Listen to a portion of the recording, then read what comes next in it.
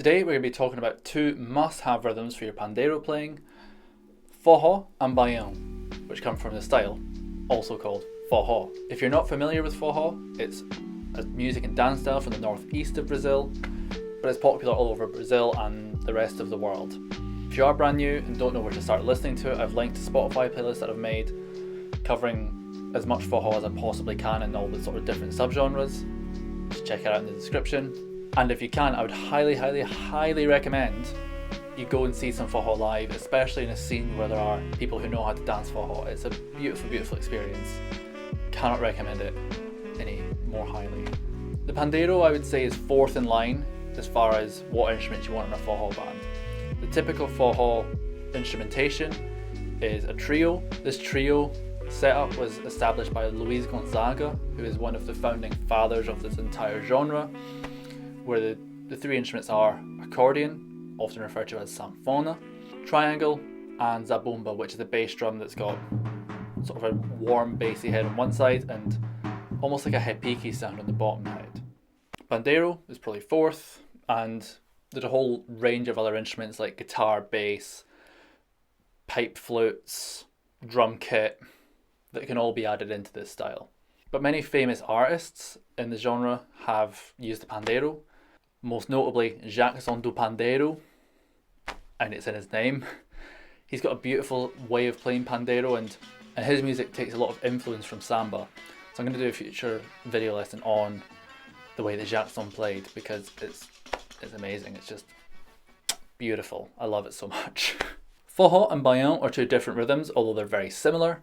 To the average person, the differences are quite subtle, but for people who are more invested in the style and are diehards of the genre, we'll debate it intensely about what these differences are. My own analysis of having played Forró music for 6 years at the time of recording, more or less, are Baião is a lot slower. The melodies are simpler and sort of stick to eighth notes, and there's less syncopation, typically. Baião is also associated with an older sound from artists like Luis Gonzaga, who were around many years ago. Forró, on the other hand, is typically a little bit faster, has a little bit more of a complicated melody, and the melodies often lie in the 16th note kind of level, and there's more syncopation. This isn't to say that you can't have a Baião that's fast, or you can't play Baião when it's fast, or you can't write a complicated Baião melody at 16th note level. Rather, these are just differences that you notice when you look at the wider Forró catalogue over a long period of time, and they're just trends.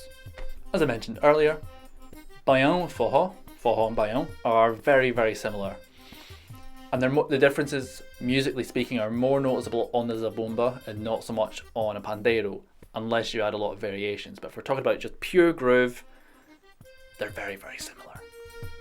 And the scope of this lesson, in my mind, is kind of a beginner's look, or just a refresher for someone who's maybe done it many times before, or someone who wants to adapt the technique a little bit. So for the purpose of this video, they're essentially the same. I know it's really controversial. Don't hate me forever. The foundational rhythm of Forró and Baião is the same. It's a rhythm that's heard across Brazil, and in Cuba they call it the tresillo. I don't actually know if there's a specific name for it in Brazil. I've never heard one. If you do know a specific name for this in Portuguese, let me know. I'd love to use one. Rather than saying, oh yeah, you know, the thing. So the basic foundational rhythm is downbeat on the 1, then another accent on the A of 1, so the last semiquaver. 1 E and a 2, 1 E and a 2, 1 E and a 2, 1 E and a 2, 1 E and a 2, 1 E and a 2, 1 E and a 2, 1 E and a 2. The last accent is on the offbeat of the 2, so the and of 2. So 1 E and a 2 E and a 1 E and a 2 E and a 1 E and a 2 E and a 1 E and a 2 E and a 1. Hopefully, if you're familiar with Brazilian music or Cuban music, you'll have heard this rhythm somewhere or other. I'm not going to spend any more time on that in isolation. I want to just apply it straight away so we can practice that feel in practice. So let's apply those straight away onto the Pandeiro. The way that we're going to apply these, either way, using the Pandeiro moderno style, which is the way that I play the Pandeiro. If you don't know how to play the Pandeiro, I've got other tutorials. They'll be somewhere around. We're going to use 2 tones and then a slap. First tone is going to be with our fingertips in the top half of the Pandeiro. Then our second tone, which is on the A of 1, it's going to be with our thumb at the bottom of the Pandeiro. Then the and of 2, the last of those 3 accents, it's going to be a slap using our palm. So slowly, that's 1 E and a 2 E and a 1 E and a 2 E and a 1 E and a 2 E and a 1 E and a 2 E and a 1 E and a 2 E and a 1 E.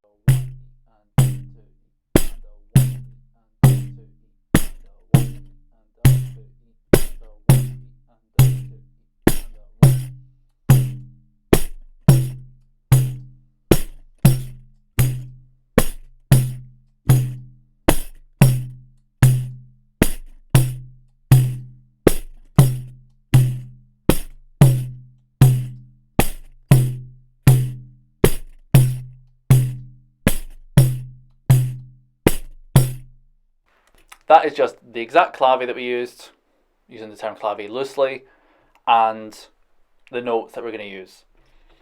The difference between forró and baião, when you're playing on the Pandeiro, without thinking about any other variations or trying to imitate the zabumba's bacalhau anymore, is essentially that for both. Difference between the two is where you put this next bit. So you can pinch the Pandeiro with your thumb here to get a higher tone. You could also mute the Pandeiro, but I tend not to do that. I think it sounds nice enough as it is with a higher pitched tone. So that right there, that little snippet of an example, was a baião. So with baião, you're going to pinch or mute the first of those tones.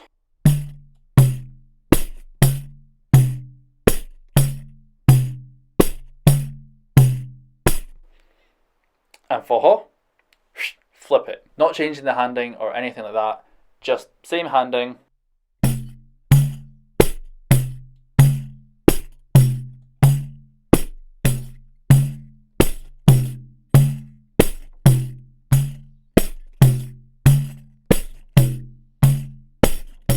The way to then level that up is just fill in the rest of those gaps with 16th notes. What's great about the handing is that if you can already play 16th notes with each of those beats, you don't ever stop, like the Pandeiro moderno style. You just keep playing 16th the whole time. So baião, really slowly, slower than a conventional baião, is and a 2 and a 1 and a 2 and a.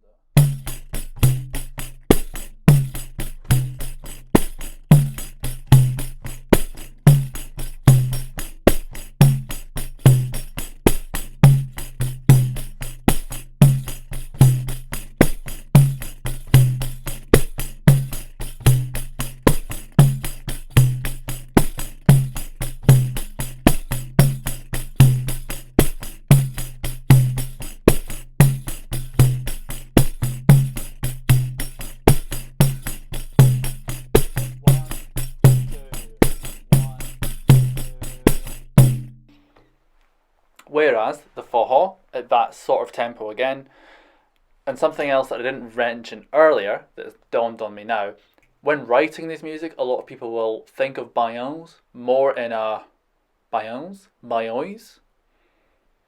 don't know what the Portuguese is. We'll consider this baião in 2/4, whereas a forró, you're more likely to write it in 4/4. Just a caveat there, and that'll be why I'm counting 2 for the baião, 4 for the forró. So 1, 2, 3, 4.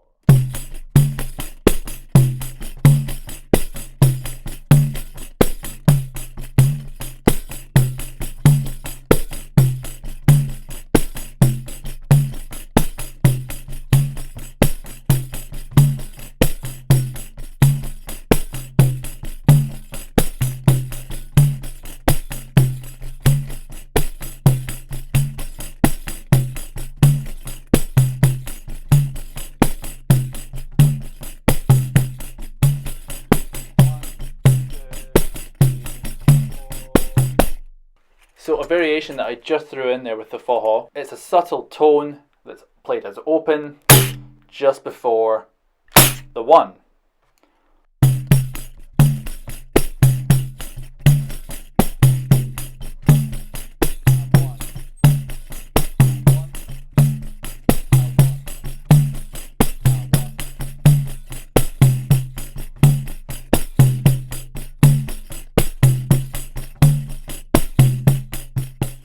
But I hope that was a useful beginner's guide to playing forró and baião on the Pandeiro. Let me know what you thought in the comments down below. If you've made it this far in the video, be sure to leave a like as well, and I hope to see you in the next video. Until then, bye.